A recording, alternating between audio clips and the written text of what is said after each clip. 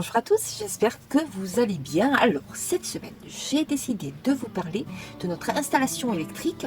Alors, si vous ne nous connaissez pas encore, nous avons acheté un camping-car intégral de 2001, il y a 2 ans. Et quand nous l'avons acheté, il y avait déjà des installations électriques, un panneau solaire et une batterie qui nous aurait amplement suffi si nous avions fait que quelques week-ends ou quelques semaines de vacances à l'année. Mais comme nous vivons dans notre camping-car depuis 2 ans d'ailleurs maintenant, on a préféré être un peu plus autonome au niveau de notre électricité pour justement nous éviter à être obligés de nous mettre à une prise électrique ou à payer ce qui est souvent le cas, des aires de camping-car pour avoir de l'électricité.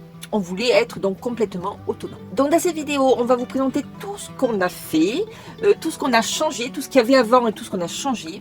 C'est Laurent qui va vous présenter tout ça. Moi à la fin, je vais vous dire combien ça nous a coûté, parce que ça a un coût quand même. C'est pour ça qu'on a mis 2 ans pour faire toute cette installation électrique. Donc je vous laisse avec Laurent, il va vous expliquer tout ça et puis nous on se retrouve après. Bon visionnage. Coucou les amis, j'espère que vous allez bien. Et bien, ce dimanche 9 juin, nous avons décidé avec Laurent de vous faire la présentation de notre installation électrique. Voilà, allez, suivez-moi, on vous montre tout ça. Alors, on va commencer par la batterie. Alors on va commencer par le local batterie où c'est qu'on a mis aussi le MPPT, tout le branchement électrique qui va amener l'électricité au chargeur 230 et aux prises qu'on a installées.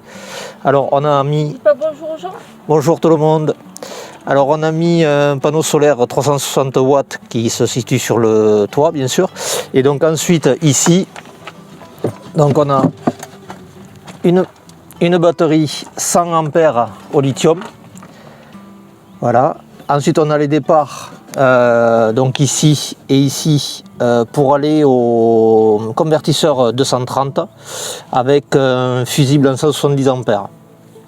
Voilà. Donc avant il y avait quoi comme batterie avant qu'on mette celle-ci? il y avait une 80 ampères au plomb.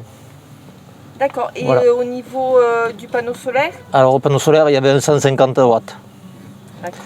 Voilà, donc on a rajouté, j'ai rajouté un MPPT en 100 par 30 qui me permet de rajouter, si on a besoin, une deuxième batterie en 100 ampères sans changer le panneau solaire, puisque lui il est adapté déjà pour les 2 batteries si jamais on veut les changer. D'accord. Et là ensuite tu as... Alors ici c'est un fusible, voilà, de protection. Et puis tu as mis le liège. Oui, alors j'ai isolé avec du liège à l'intérieur. Sur les côtés, voilà, tout autour, pour éviter qu'il fasse trop froid autour de la batterie pour l'hiver. D'accord, et est-ce que c'est difficile de mettre tout ça en place ou... Non, c'est simple, il y a des guides qui existent sur internet, c'est assez simple. La seule chose à laquelle il faut penser toujours, c'est on branche la batterie, on branche le panneau solaire, et quand on débranche le panneau solaire et on débranche ensuite la batterie. Voilà, toujours dans ce sens-là. Mais on va dire que c'est à la portée de tout le monde si on est un peu bricoleur. Voilà, c'est à la portée de tout le monde. Bon, on va se diriger dedans du coup maintenant. Oui, on peut aller dedans. Là dehors, il n'y a plus rien. Non, donc j'ai fait longer les câbles d'alimentation de la batterie en rouge et en noir ici. Voilà, pour alimenter le convertisseur en 230 volts. Et j'ai mis ici un tableau électrique avec un disjoncteur 30 mA et un disjoncteur 16 ampères pour les prises. Je l'ai fait passer donc par dessous. Et ensuite j'ai mis une prise en attente juste à côté pour pouvoir m'en servir dehors pour faire du bricolage.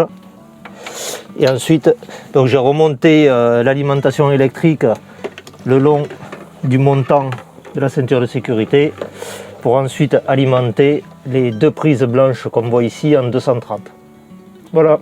Ensuite, ce qu'on a fait, on a quand même changé les ampoules en ampoules LED. Alors on a changé toutes les ampoules, cuisine, salon, salle de bain, chambre en LED. Voilà, elles consomment 1 ampère chacune, donc pas grand chose. Ça c'est pas mal quand même. Ouais, c'est pas mal Et quand même. on a mis la même chose à l'extérieur. À l'extérieur. Ouais. Bon. Et ensuite, tu avais mis quand même toutes ces petites... Donc j'ai mis des prises USB je montre ici. de part et d'autre. Donc une ici avec un interrupteur on-off. Pareil de l'autre côté, donc avec un bouton on-off plus un allume-cigare. Et pareil dans la chambre, voilà, au niveau de la tête du lit et de la télévision, puisqu'on a installé la télévision dans la chambre. Voilà. Alors pour tout ce qui est MPPT et batterie, on a... Alors on a tout acheté chez Carapace Aménagement. Oui. Voilà. D'accord. Qui est très bien. Oui, très très bien. Ça s'est bien passé. Pour le chargeur, le convertisseur 230, pareil, on l'a acheté chez eux, ça a été livré sous 48 heures. Facilement, facilité d'installation, enfin ça a été très bien emballé, donc pas de problème. Et on peut les appeler s'il y a un problème. Voilà, si on veut, on peut les appeler, il y a un numéro de portable et un fixe avant 18 heures, parce qu'après bien sûr ils sont fermés. D'accord. Et pour le MPPT et pour la batterie, on a une application. Oui. Que tu peux la montrer vite fait, au moins une. Oui. Pour montrer pour ceux qui n'en ont pas encore. Voilà, donc on a Victron Connect. Voilà, et donc ici on a le MPPT. Et juste en dessous, on a donc le chargeur, le convertisseur 230. Donc on appuie dessus. Voilà, donc là, la batterie est pleine, donc ça charge très peu. Et puis on ne consomme pas. Là en fait, c'est pour le MPPT, ça hein? Oui, mais qui nous donne la charge pour la batterie. D'accord. Voilà. Donc là, vous voyez, on est en flotte, donc en fait, elle charge juste ce que nécessaire, parce qu'on doit avoir un téléphone de branché en charge. Voilà, donc après, on a l'historique de charge des jours. On peut le tourner ou pas. On peut pas. Si, normalement on peut, mais c'est pas grave. Voilà, et après ici, donc vous choisissez les options que vous voulez. Voilà, en fonction de ce que vous voulez voir au niveau de la tension de la batterie, la puissance de solaire. Et pareil, côté panneau solaire. D'accord. Et on a aussi la même chose pour le convertisseur. Hein, et donc pour le convertisseur, hop, on l'a ici. Voilà, donc là, il n'est pas allumé puisqu'on ne s'en sert pas, donc il est bien sûr off. Hop, il est bien sûr off et on voit bien que tout fonctionne correctement. Donc c'est Ultimatron. Hop, donc on sélectionne la batterie. Voilà, donc là la batterie est à 99%. Donc on a la température de la batterie, on a la tension, on a le courant, donc là elle est à fond, donc elle ne charge pas. Et ensuite donc on a les cellules qui sont pleines. Et ici ensuite on a tout ce qui est protection pour la sécurité de la batterie. Voilà. Après, nous on a la batterie depuis 2 ans. Ouais. Et elle a fait combien de cycles depuis 15 cycles en 2 ans. Voilà. Et elle est donnée pour une centaine de cycles, donc voilà. On en a pour presque 20 ans. Quoi. Alors ce qui est bien quand même avec les batteries lithium, c'est que on peut les utiliser pratiquement à 100%. Oui, alors il vaut mieux éviter de les décharger complètement, mais on peut les utiliser jusqu'à 5-10% de charge restante. Et il vaut mieux les charger jusqu'à 99% comme on vient de le voir sur l'appli, et pas besoin de monter au-dessus de 100%, sinon ça sert à rien. Quoi. D'accord. Pour le moment, par rapport à ce qu'on a nous, ça nous suffit. À nous, ça nous suffit largement. Alors on va voir maintenant qu'on a installé le convertisseur 230, si à l'utilisation du convertisseur 230, on a besoin de plus ou pas de batterie, à ce moment-là, on en rajoutera une. Et voilà, alors maintenant je vais vous dire la douloureuse, combien tout ça nous a coûté. Alors, on commence par la batterie lithium qui fait 100 ampères. Je vais vous donner des titres indicatifs parce qu'on n'a pas gardé toutes les factures. On a fait ça à peu près, on a fait ça un petit peu de tête, hein, voilà. Parce que j'avais pas forcément tout marqué. Mais bon voilà, ça, en gros ça va être à peu près les prix que je vais vous dire, je vais vous donner.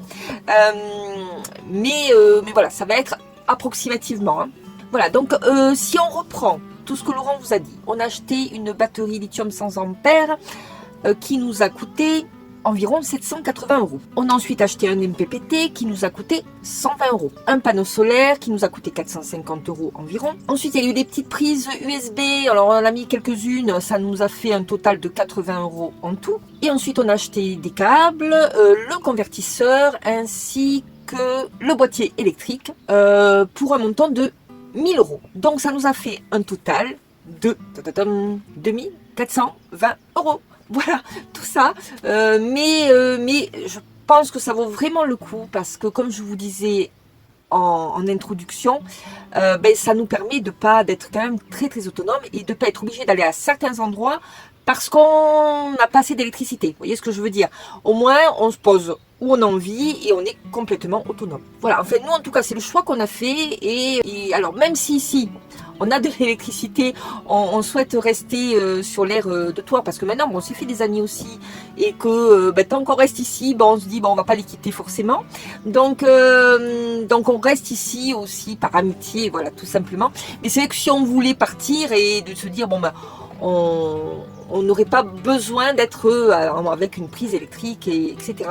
On est complètement autonome, on a suffisamment d'électricité pour pouvoir vivre au quotidien. Donc mais voilà, j'espère que cette vidéo vous aura plu et vous aura intéressé, ça vous aura permis de savoir un petit peu ce qu'on peut faire comme installation électrique quand on a un vieux camping-car comme nous. Et bien écoutez, si vous avez des questions à nous poser, si on n'a peut-être pas été suffisamment précis dans nos explications, n'hésitez pas à nous laisser un petit commentaire ou des questions et puis on vous répondra avec grand plaisir. Donc moi je vous fais de gros bisous, je vous dis à très bientôt, à très très vite. Bisous, ciao ciao.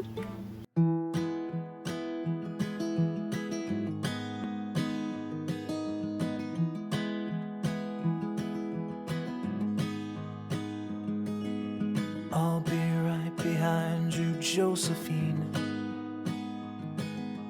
I won't leave you waiting in between. And the cigarette you bummed from me is almost burning out. You suck it till your fingers burn and then you throw it on the ground.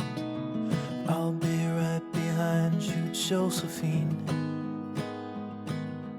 Even after everything we've seen in this sterile room with blinding lights and faces pointing down, I only wanna scream, but still I just can't make a sound. Now hold my hand.